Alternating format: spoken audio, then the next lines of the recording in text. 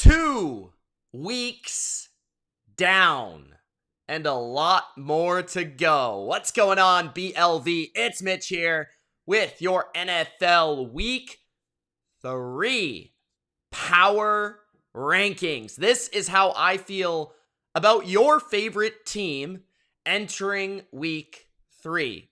After 2 games this season, how has my opinion evolved, changed, altered entering Week 3? These power rankings are based on how I feel about your team, how they're currently playing, and how I project them to play for the rest of the NFL season. If that sounds good, don't forget to spike the like button and subscribe for weekly NFL power rankings, just like this. Also, let me know in the comment section below your NFL power rankings, where you agree, where you disagree with my number 32 through number 1, the worst to the best in the NFL, entering Week 3. Let's kick it off with, in last place, we have a new team. At number 32, that is the Chicago Bears. I have adjusted the Chicago Bears to be the worst team in the NFL entering Week 3. And I don't think this is too crazy. They got blown out by the Green Bay Packers at home. A pretty good team, but not a great team. And then in Week 2, they go to Tampa Bay and they lose by multiple scores to the Tampa Bay Buccaneers. This is just not a good football team, period. There's really nothing that the Chicago Bears do well. I don't see anything. Certainly not their passing game. Their offensive line isn't great. Justin Fields struggling to throw the ball as we expected. And even his playmaking skills from a rushing standpoint, it hasn't been as dynamic as last year, as teams are trying to figure out and have figured out how to contain him in the pocket and how to frustrate him and how to shut him down. They're pressuring him. They're making life uncomfortable. And even their running game itself is not doing much damage. This is a passing football team that doesn't have a passing quarterback. It's a very odd mix. Defensively, they might have the worst defense in all of football. Every team can pass the ball against the Chicago Bears at a high rate, at a high percentage, and their run defense isn't much better. They probably have the worst pass rush in football and a leaky secondary. So the Bears, to me, they're the worst team in the NFL. At least they're playing like it right now. Will they be it the whole year? Probably not, but they're playing like the worst team in the league right now. At number 31, I moved the Cardinals to 31. I moved them up a spot because they played competitive football for the first 2 games. I can't really say that about the Chicago Bears.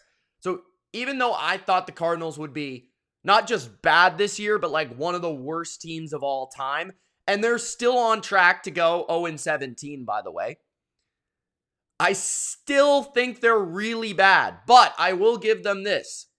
They have fought extremely hard, and they put up a ton of points against the Giants.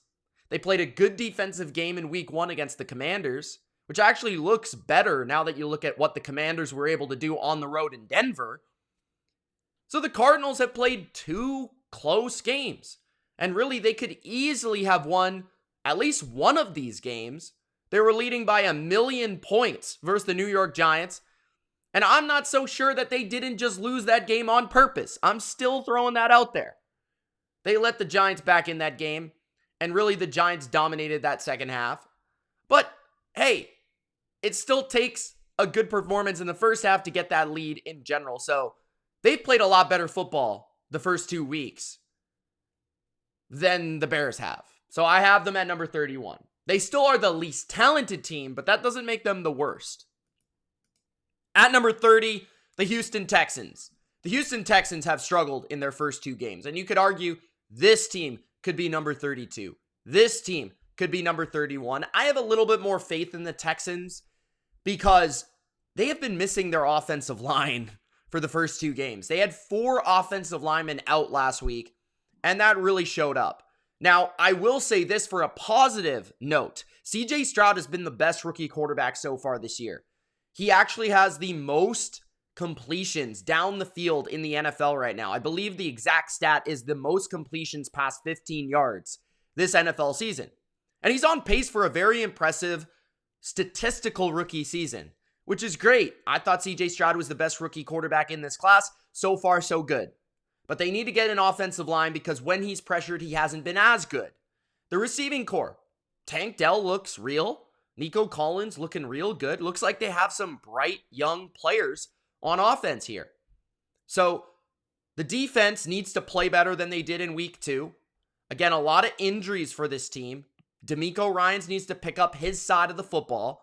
And if he can do that, I think this team could actually down the stretch grow, get better, and be a lot more competitive and squeeze out some interesting underdog type games down the stretch as they grow. But right now, they're number 30. They have not played well on the scoreboard so far. At number 29, the Carolina Panthers. The Carolina Panthers probably have, in my opinion, the worst offense in the NFL right now. They can't block. They have no receivers. Bryce Young doesn't look great. Hasn't been able to escape the pressure and make plays out of structure quite the way that some people thought he would. I think he's struggled with pressure in his face. They have struggled to run the ball effectively. Now, in that fourth quarter, I thought Bryce and the Panthers played a lot better in week 2, but it's the worst offense. They're just lacking a lot of flavor, a lot of creativity. You know, an offense like Arizona doesn't have a lot of talent, but at least they're doing some fun, inventive things that actually throw opponents off. Carolina is just playing traditional football with a bad offensive line, not a great running game, not a great receiving core, and a rookie quarterback who's undersized and really not extraordinary in any facet right now. So this team has a defense that I respect and is playing hard and is keeping them in games, but a defense that's now getting beat up. They lost Shaq Thompson. They lost J.C. Horn, 2 of their top 3 or 4 defenders through the first 2 games. That's not good news for Carolina to remain competitive this season.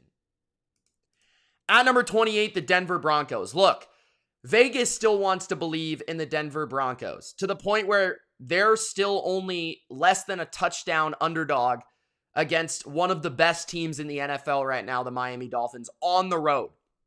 But the fact of the matter is, the Denver Broncos have lost to 2 bottom 12 teams in football at home in September at Mile High, a place and environment in a month that gives them such a great advantage. It's the altitude with players that are out of shape. You would expect the Denver Broncos to win one of these games. They lost both. They got a huge lead versus Washington. They lost it. They weren't able to finish against the Raiders, despite the Raiders kind of trying to give them the game in week 1. Those teams, the Raiders and the Commanders, they're okay teams at best. They're average at best. They lost to both of those teams at home, period. Week 1, not good enough offensively. Week 2, not good enough defensively. I can't really figure this team out in any consistent manner. Russell Wilson played better in week 2, but still, I think he's toast. Defensively, not quite as good as people thought. So, to me, they're one of the worst teams in the league. I really don't see why people are still thinking this team can pull out wins. They're not good. At number 27, the Indianapolis Colts. The Colts really have played better than I have given them credit for. And then, really, I underestimated Shane Steichen. I underestimated him as a coach, at least a little. And I think we're seeing his impact both in Indianapolis and Philadelphia.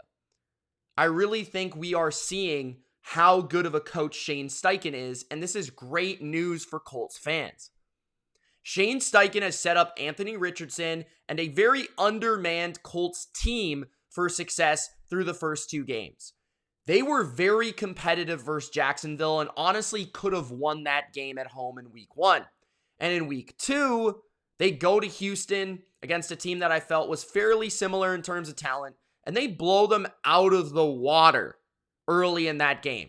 Now, unfortunately, Anthony Richardson got injured, but they have a competent backup in Gardner Minshew. Much different offensive attack, but he knows the offense under Steichen coming from Philadelphia.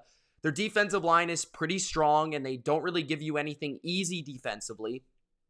And then offensively, they're a little bit more explosive and better than I give them credit for. So overall, the Colts have not played like the bottom tier talent team that I thought they would.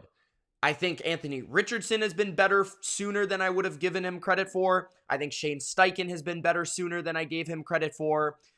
I just think overall, I've underestimated the Colts a little bit at quarterback and coach. At number 26, the New York Giants. This is the lowest I've had the Giants in a very long time, but I do not see it with this football team currently. As much as I respect Brian Daboll and Wink Martindale, their coaching performances in week 1 and 2 have been less than stellar, especially Wink Martindale. This defense has been very, very, very poor.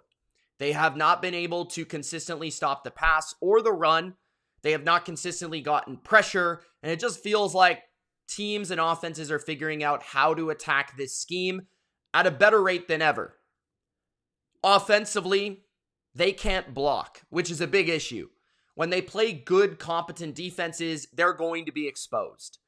Now, they played the Cardinals, and they were able to get rhythm going in the second half, and maybe that will turn their season around to a certain degree. But now they go on Thursday night in San Francisco. That's going to be a tough matchup for them. They won't be able to run the ball. They won't be able to block. They don't have great receivers. It's going to be trouble for the New York Giants.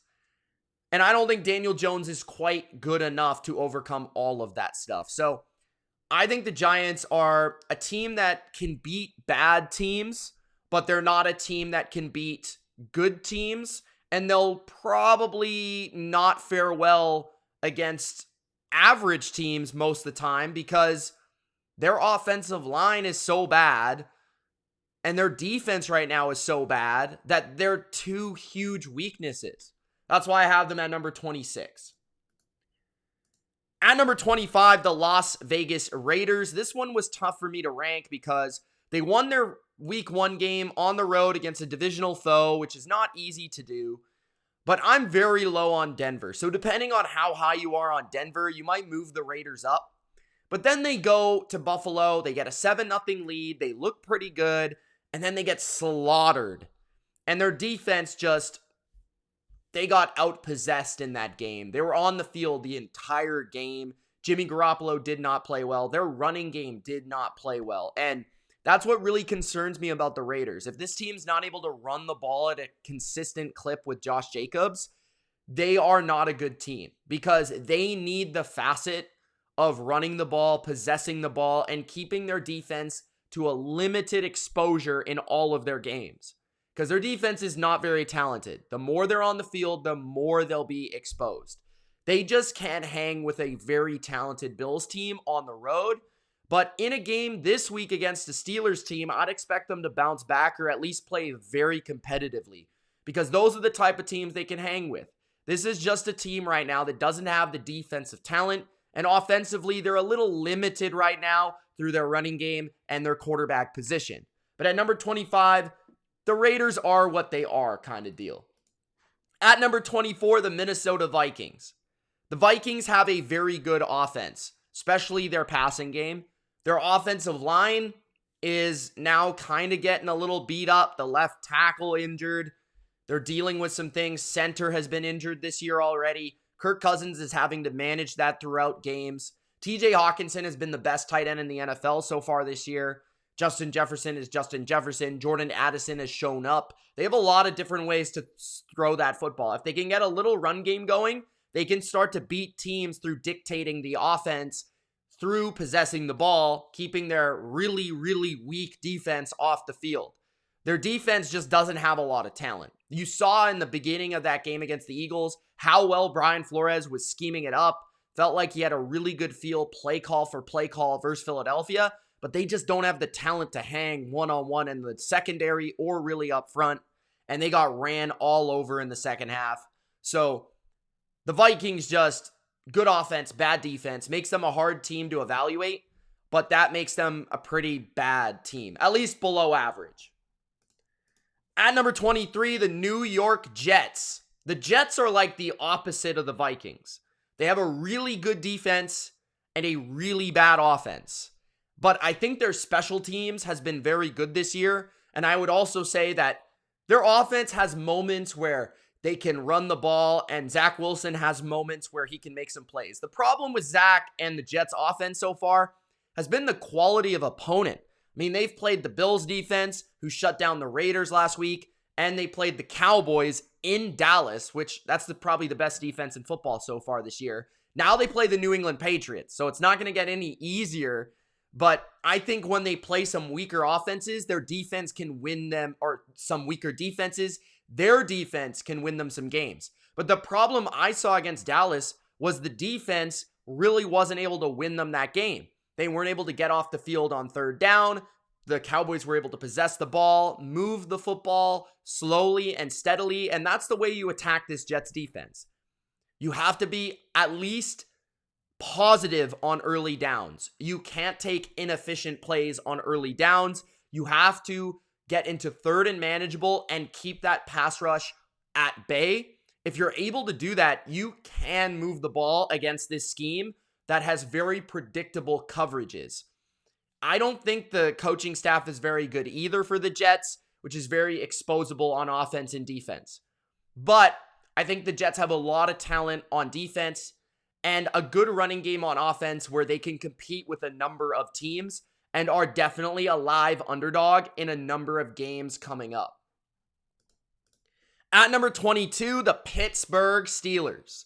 The Steelers are a lot like the Jets. I just feel like maybe their defense is a little bit more creative, a little bit more chaotic. I don't think their defense is as good or as sound as the Jets defense, but I feel like it has the potential to win more games with the amount of turnovers that they're able to consume, and they can attack offenses with a great pass rush. TJ Watt is just at a different level right now, and that pass rush can really get after you. I mean, they beat the Browns single-handedly. They scored 14 points with their defense. Their offense never actually got to the 30-yard line of the Cleveland Browns, and they were able to win a football game. How impressive is that?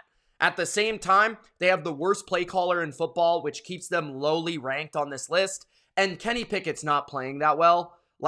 And especially without Deontay Johnson, they just don't have a lot of weapons. They need to play Jaylen Warren more. The offensive line, I thought, played a little bit better this week. I thought that Kenny Pickett actually had some time to make some plays. He's just not making the plays a lot of the time, and I do feel like George Pickens really stepped up. Even against Denzel Ward, he made a number of plays. So George Pickens playing well. Pickett needs to play better. I will say, though, the Steelers' offense definitely has more potential than a unit like the Jets. I think Pickett has shown some flashes where he can definitely get better this year, and their defense gives them just a chance in a lot of games. Mike Tomlin's a great coach as well. So the Steelers might be able to move up on this list if their offense can play better. It's just really hard to overcome Matt Canada on a consistent basis. At number 21, the Tampa Bay Buccaneers. The Buccaneers have a really good defense right now and an offense that's outperforming expectation.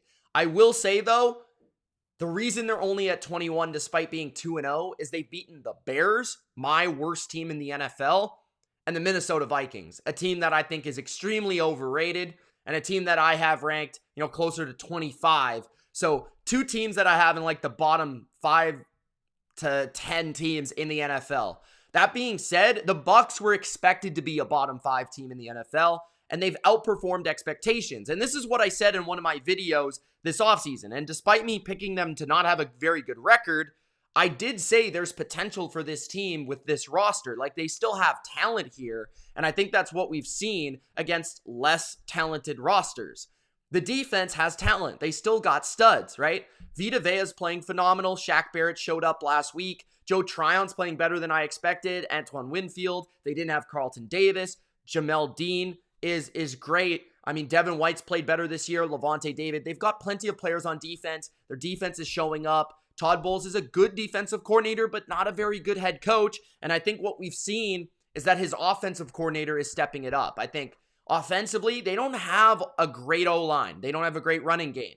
They do struggle with that. And sometimes with pass protection. But Mike Evans is picking up the slack. Chris Godwin's picking up the slack.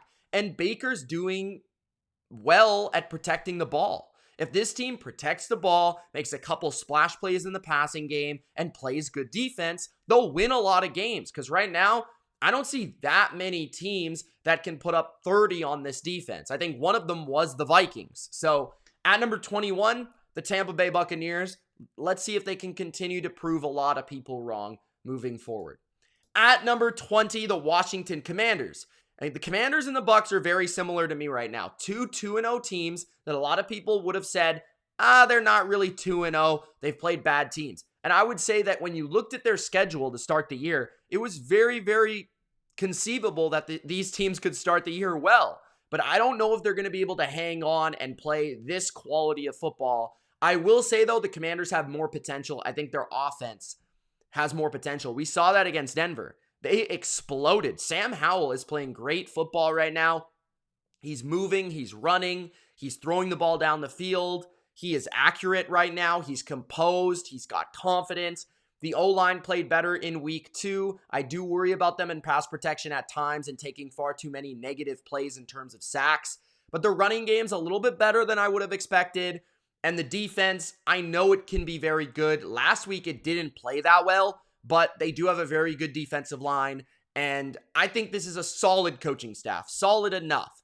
They're 2-0, though. They've scored a ton of points in week 2 against a pretty good Denver defense in Denver. At least a lot of people thought Denver's defense was good.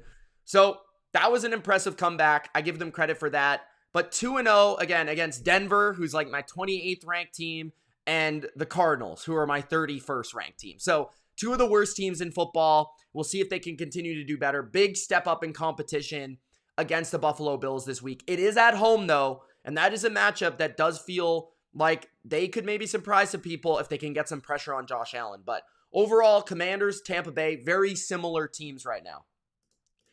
Entering the top 20 at number 19, the Los Angeles Chargers have moved down to number 19. Brandon Staley's the worst coach in the NFL, point blank, period. He does not make good calls in the 2-minute situations. The 2-minute drill that the Chargers ran against the Titans at the end of that game was one of the most disgusting 2-minute drills you'll ever watch in your life. They only ended up using 3 plays in 54 seconds. So they basically decided to kick a field goal instead of going for a touchdown. That was gross. Despite that, Justin Herbert, Keenan, not Kenny Allen, and Mike Williams are playing really good. Austin Eckler has been injured, but the offensive line actually has played a lot better than a lot of people expected, and I think this is the best O-line that Herbert has had in his career. And I think Herbert's going to throw for a lot of yards and a lot of scores. But this is the worst defense in the NFL right now by a wide margin, according to multiple metrics. I believe in DVOA, they are so bad that the difference between number 31 and 32 is the difference between 31 and 21. So that is a pretty crazy stat. Like the difference between second last and last for the Chargers is a difference of 10 defenses in the NFL right now, according to DVOA. They have been that bad. They cannot stop the pass. They cannot get a consistent pass rush, although they did have 5 sacks against the Titans, but that's the worst offensive line in football. And they can't stop the run that well either. So they're just exposed everywhere. Staley is not living up to the hype on his side of the ball. That is why this team cannot win games. They're bad in situational football, and they have no defense. At number 18, the Tennessee Titans. The Titans beat the Chargers, and the Titans nearly defeated the Saints, a team that's 2-0 in week 1. So they've played pretty good competition, I would say, overall. And Tennessee, I just feel like they're playing exactly how I thought they would.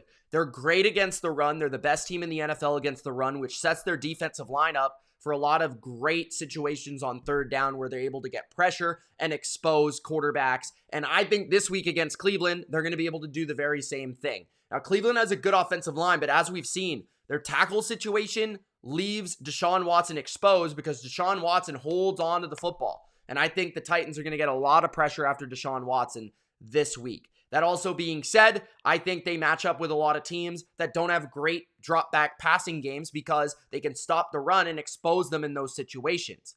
On the other side of the ball, I felt like the offense was a lot better this week. They threw the ball down the field a lot better with Ryan Tannehill off of play action. They ran the ball efficiently, which set that up. Treylon Burks had a good game. Get DeAndre Hopkins ready and to rock here and hopefully get a little bit healthier. And I think they can be a team that once again surprises the AFC. But this is a team that plays a lot of close games. And basically every week, it's going to come down to one possession for the Tennessee Titans. And it's whether or not they can protect the football, not take too many negative offensive plays. Ryan Tannehill can protect that ball. And then defensively, they can really get after the quarterback. But at number 18, the Titans, they're just very well coached and they know what they want to be. At number 17, the New Orleans Saints. Very similar to Tennessee. I honestly feel like if I were taking them without the knowledge of the fact that the Saints beat the Titans, I would say that team for team, coaching staff for coaching staff, result for result in week 2, I would say the Titans are a better overall team than the Saints. But the Saints beat the Titans in week 1, although it was ugly and there was a highly suspect fumble call back in that game. But you've got to respect that result. So the Saints are one spot ahead of the Titans. They're very similar, though. Two veteran quarterbacks that have been a roller coaster this year. Derek Carr has so many problems in the red zone. He's the worst red zone quarterback in the NFL. The guy throws the ball at the dirt. I don't know what he's doing half the time. Their run game is a little non-existent at times. But last week, it was a little bit better, especially when they needed it to be. Alvin Kamara hopefully will help with that. The O-line's been a little shaky at times, but I really like this receiving core. Like, this receiving core has been one of the best in football this year. Chris Olave really showing up both games. Michael Thomas has made a few big plays in each game. And then Shaheed makes consistent downfield plays. Jawan Johnson is there. Like, they've got players to throw the football to for Derek Carr. It's a matter of Derek Carr getting the ball there. Defensively, they've been one of the best defenses in football, but I will say this. They've played two of the less than stellar offenses and offensive lines in the NFL so far. They've played the Carolina Panthers, who, in my opinion, the worst offense in football, and the Tennessee Titans, a team that, if they weren't playing the Chargers last week, they wouldn't look so hot. So the Tennessee Titans, the Panthers, I want to see the Saints play a competent offense, which they'll get a bigger test going on the road to Green Bay against Jordan Love. I think they'll have Christian Watson and company back. So that will be interesting to watch. But the Saints definitely looking like a playoff team right now in the NFC, but not like an elite team. At number 16, the Seattle Seahawks. The Seahawks bounced back in a big fashion versus the Detroit Lions in week 2. I thought they would play very well, and they stepped up, and they proved to me that week 1 was a bit of a fluke. That is a bad matchup for them against Sean McVay. Pete Carroll does not know how to beat Sean McVay. And in week 2, Geno Smith came back, and he balled out, man. Geno Smith looked like a Pro Bowl caliber quarterback that he played like last year. And I was a little bit worried for a second, after last week's performance, but DK Metcalf, Tyler Lockett were phenomenal in that game. Kenneth Walker makes so many explosive runs out of nothing right now. This offensive line is really bad in the run game right now. If they can get a little bit healthier and a little bit better in that regard, Walker will start to really give them something in the running game, and that will really help the offense. But this is a top 10 offense right now in the NFL, I think.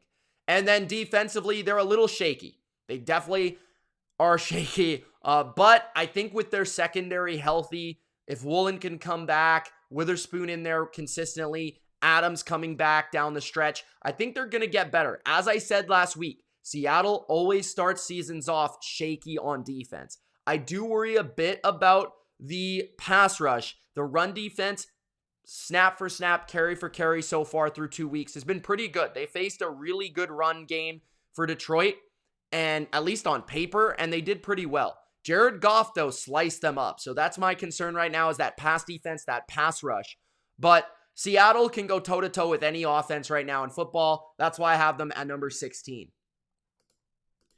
At number 15, the Green Bay Packers. The Packers, I feel, only lost to the Atlanta Falcons, by the way, on the road because they were not healthy. I feel like if the Packers were healthy, that's why I kind of have it as a caveat here. I feel like this team, major asterisks, because Christian Watson didn't play, Aaron Jones didn't play, and David Bakhtiari doesn't play on turf. So those are three of the best players, literally the three best players on the Green Bay Packers offense did not play against the Atlanta Falcons. If they play, they probably beat the Falcons. Jordan Love has looked like a competent starting quarterback. I would say he's been pretty average so far. The offensive line, when healthy, is really, really good. I believe Elgton Jenkins got hurt. That could be concerning. But the running game can be awesome when Aaron Jones is in there. A.J. Dillon has been, he's been up and down. The other receivers, though, despite not having Christian Watson, there's splash plays everywhere, right? Reed makes splash plays. We saw, I believe it was Wicks made a big play in the game. They've got these guys that are making splash plays with athleticism and speed, and Matt LaFleur is calling a great game so far this season. Defensively, it was a tough matchup for them against Atlanta. They are not known for their run defense, so we knew it was going to be a tough time. But I do feel like their pass rush, their pass defense overall is pretty competent. And again, if they were healthy, they would have won. So a tough matchup with Atlanta, tough injuries to deal with. I'm not taking too much from that loss. I think Green Bay this week at home for the first time this season, we'll see how they perform against a 2-0 Saints team.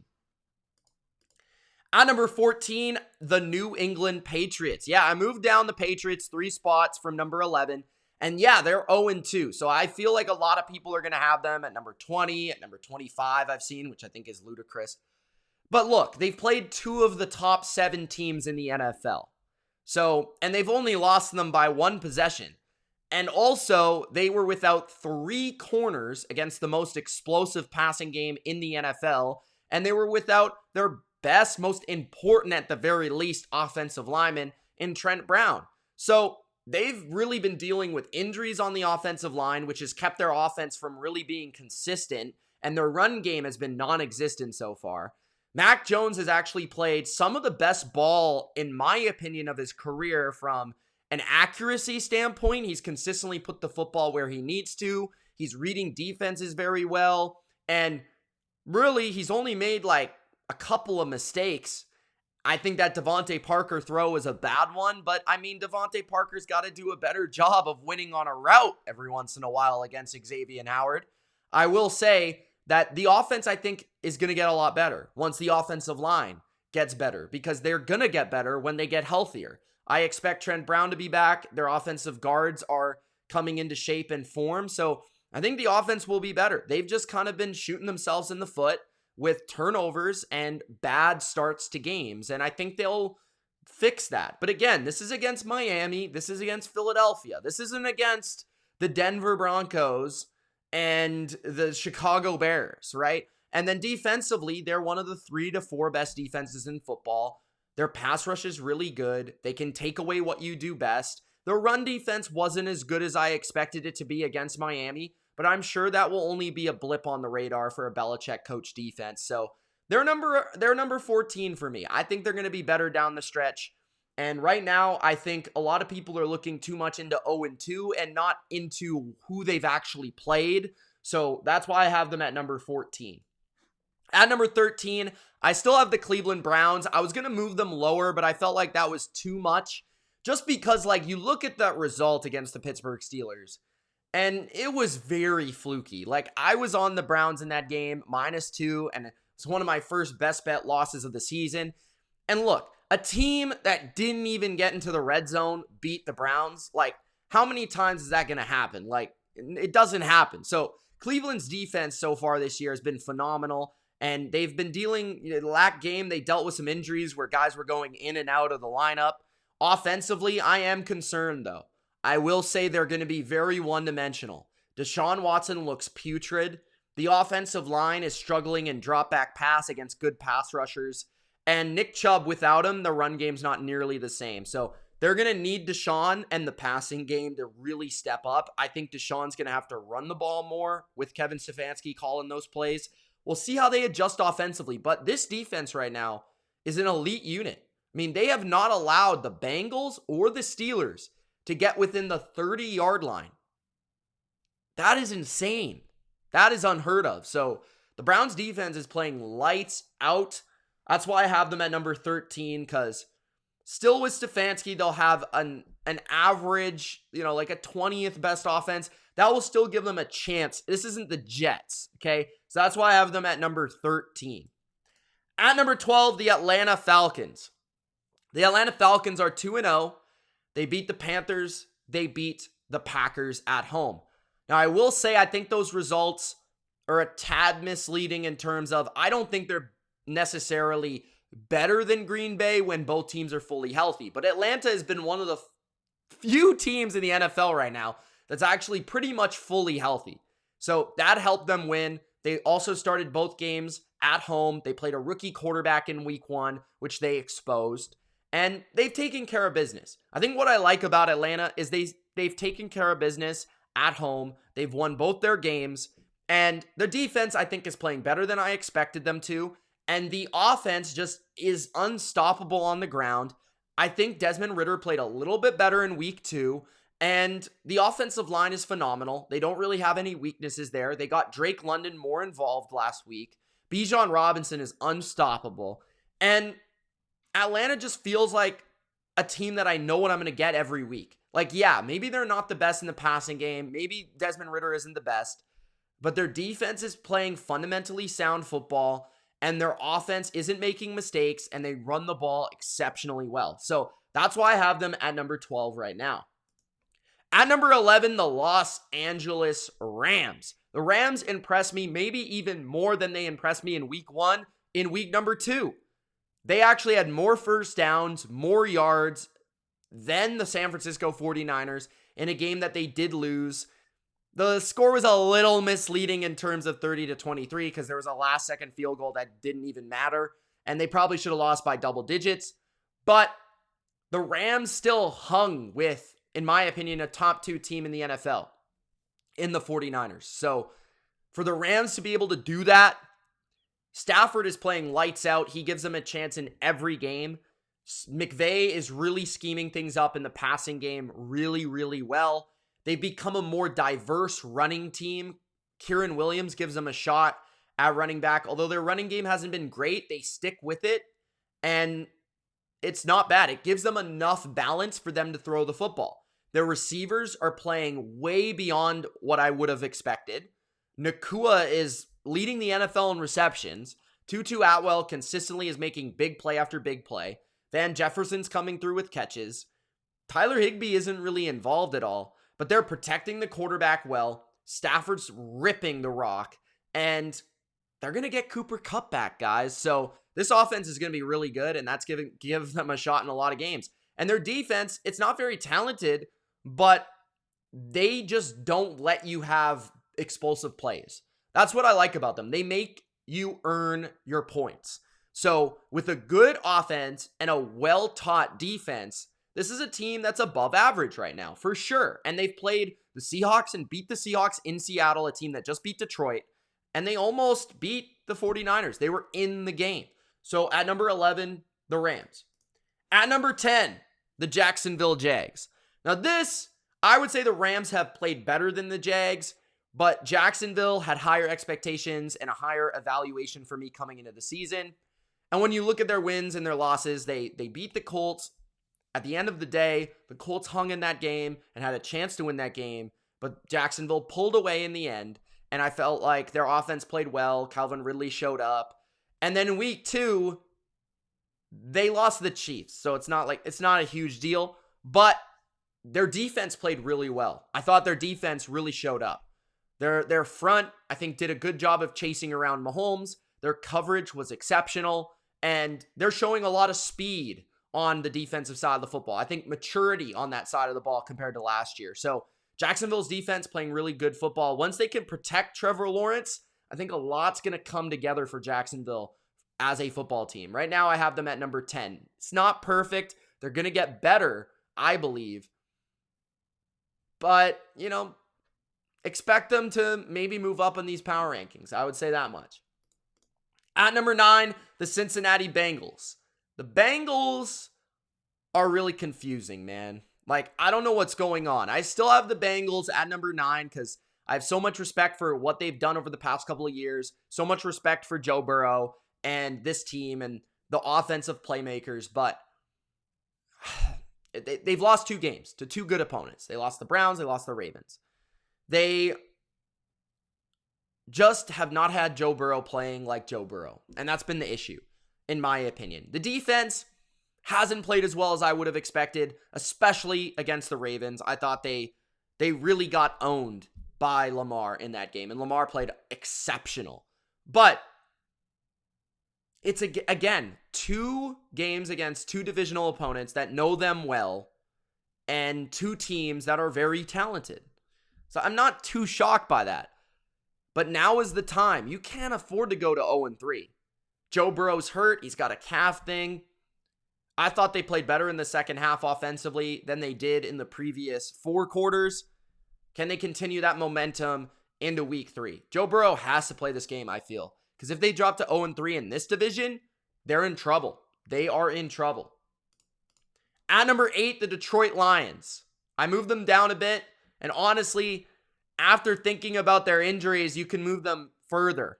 But they've put 2 of their most important defensive players on IR. So that is a big deal. And I think that's going to make their defense a lot more exposable. And it's going to make them a lot more like last year, where this is a really good offense, especially when they're healthy. David Montgomery is not going to be around for a couple of weeks. Taylor Decker did not play against Seattle. But this offense is really good. Jahmyr Gibbs needs the football more. The offensive line, even without Decker, played really well. Jared Goff is playing like a top 10 quarterback this season. Amon-Ra is uncoverable. I mean, he's good for 6 to 7 to 8 catches a game. And the defense, though, is just what I'm worried about. I'm worried about the defense, especially when they start getting injured. I just don't think they have the players to step into those spots to be able to make them a true contender. But I do feel like they're definitely right now a lock to make the playoffs, just with how their offense is playing. They're going to be in every game. So at number 8, the Lions. At number 7, the Philadelphia Eagles. The Eagles and the Lions are kind of similar right now. Like, I like their offenses. I think the Lions passing game has been a lot better than the Eagles. But the Eagles run game is so crazy that, like, if you can't stop the run against the Eagles, you're going to lose. I've never seen a football team just run inside zone, just like every single play, and just rile it up. Like, I don't even know what I'm trying to say here. They're just going for 6, 7, 8 yards per carry against the Minnesota Vikings. Like, it's easy. That shouldn't happen in the NFL. That's like high school football type stuff. The way they're dominating that line of scrimmage on Thursday Night Football against Minnesota was so impressive. But then you see moments of their passing game being very shaky, where if you get pressure on Hurts and teams just know what's coming. It's very simplistic concepts. It's a lot of 2-route stuff, a lot of downfield stuff. Teams are taking it away. They're getting pressure on Hurts, and he's not really able to do anything. But that being said, you've got to be able to cover these boys. Devontae Smith, A.J. Brown, Dallas Goedert. It's not an easy task, and not a lot of defenses can actually do it. Right? That's what I said about the Patriots playing the Eagles, right? The Patriots are one of those teams that can do it. The Vikings, not so much. That's why you saw the Eagles go off, and then the Eagles just started to run the ball down their throats. Defensively is where I'm worried about the Eagles. Their pass rush, I think, is good, but it hasn't been dominant so far this year, even with injured offensive lines on the other side. And then their secondary is extremely injured. Their linebacker position's injured. Their safeties injured, their corners injured. I think they're without 2 of their top corners. I think their safety position's banged up. So we saw Cousins rip them up last week. Now, not a lot of passing games are as good as the Vikings, but a team like the Bucs this week that can play good defense, stop the run, and force you to pass, and then a team that has good receivers like Tampa. They're going to be able to hang around in a game against the Eagles because the Eagles defense in the secondary, they don't play a very creative style of defense. They're very vanilla. And without the real players to take and play those roles, it's going to be tough for the Eagles to get off the field in a lot of these matchups. So they're a shaky number 7 for me right now. At number 6, the Buffalo Bills. On the opposite side of the spectrum, a pretty confident number 6. I think what we saw against the Jets was a bad matchup for the offense. A team that just knows how to defend the Bills, can really expose one matchup, which is the Jets defensive line versus the Bills offensive line. And Josh Allen played putrid. Period. End of story. They bounced back in a big way against the Raiders offensively. Allen looked really efficient, completed a high number of passes, no interceptions, I don't think, a lot of touchdowns, and played much better ball. And then we saw them run the ball really well. James Cook was unreal in that game. So if they can get a little bit of balance from James Cook, that's going to open everything up down the field once again for Buffalo, which is truly how they want to play. I'm really intrigued to see how that develops. Defensively, they've played better than I would have thought, especially against the Raiders. I thought they did really good job stopping the run, much better than I would have thought. And their pass rush, especially at home, can get the job done. Their secondary, I think, is still very strong and very sound. And teams that don't have elite quarterbacks or elite receivers aren't really able to throw the ball on them at a consistent rate. So the Bills are number 6, an awesome offense with a great quarterback and a good enough defense right now at number 6. At number 5, the Baltimore Ravens. The Baltimore Ravens, Lamar Jackson just played unbelievable MVP type of football last week against Cincinnati. And their offense is really hard to stop. They can run the ball, they can throw the ball, and they've got a lot of different weapons now that they use in a lot of different ways. Odell goes out with an injury after kind of looking pretty good in the first couple of possessions of the game, by the way. I think he had 3 catches for like 30 yards on 2 possessions. And then Nelson Aguilar comes in and fills his role and really becomes a huge target for them in that game, especially vertically. Zay Flowers going vertical, making plays in the screen game, making people miss. Gus Edwards and Justice Hill in the backfield making plays, running the ball. And even without 2 of their best offensive linemen, probably their 2 best offensive linemen, they were able to dictate the game offensively. Lamar's making people miss in the backfield, making accurate passes, doing his thing, running the ball. It's just hard to stop. And then from a defensive standpoint, they're very smart. They're very well coached. They don't really let you run the ball. And once they get healthy, especially once Humphrey comes back, I don't think he's played yet this year. Marcus Williams is going to be out long term. They're really good, man.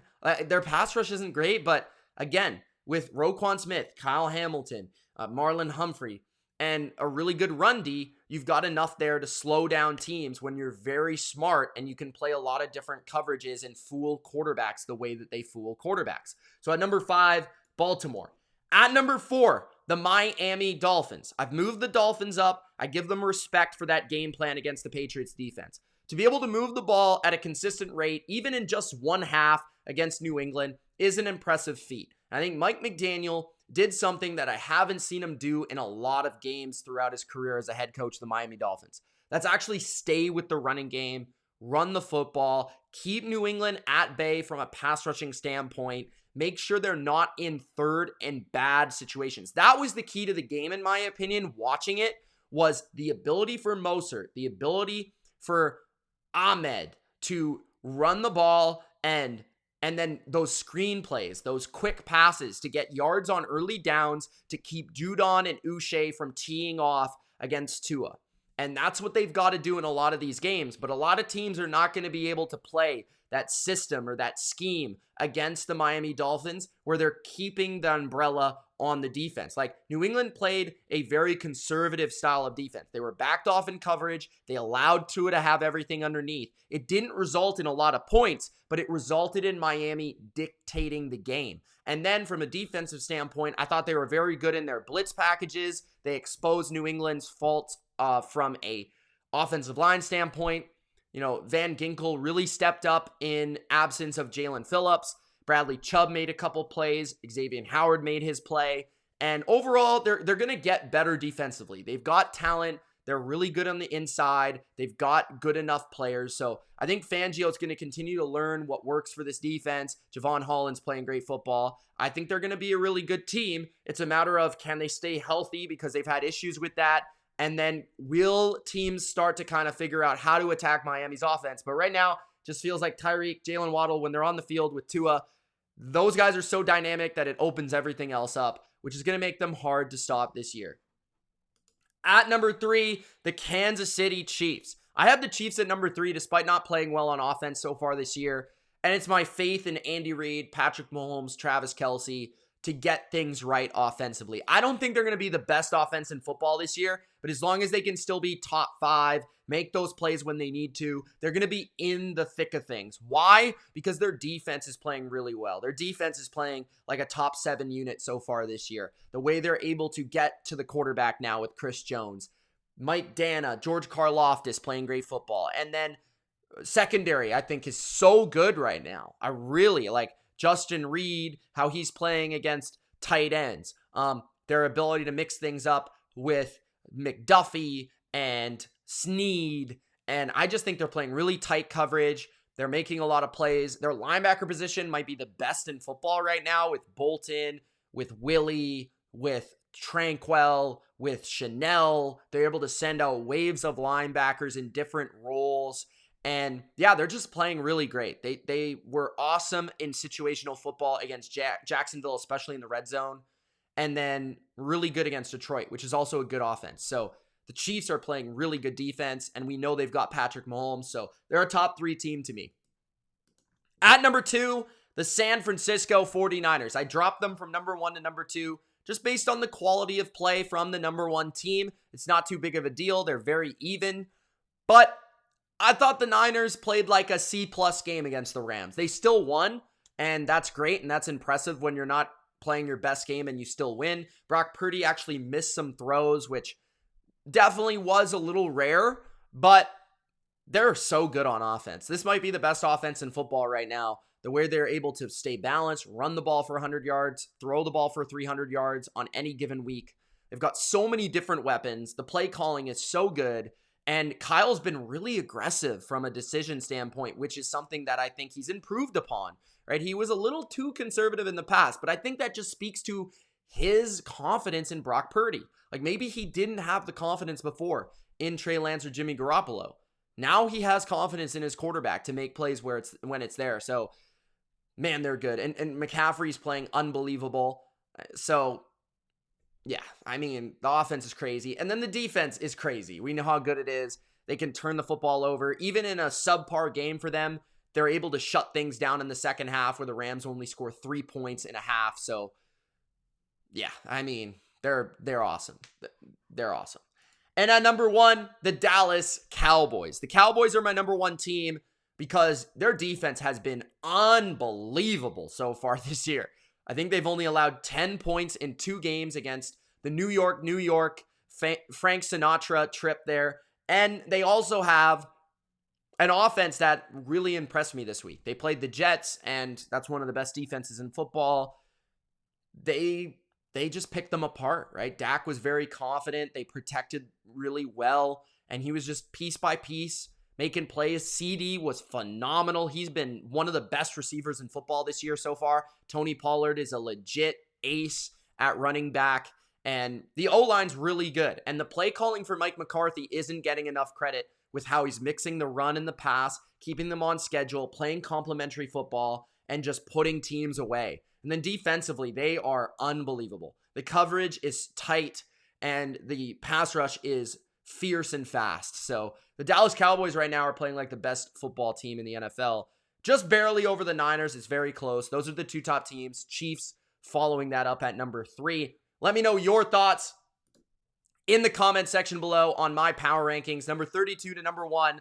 Those are my rankings for every team in the NFL entering week 3. Thank you guys for watching. It's Mitch. Peace.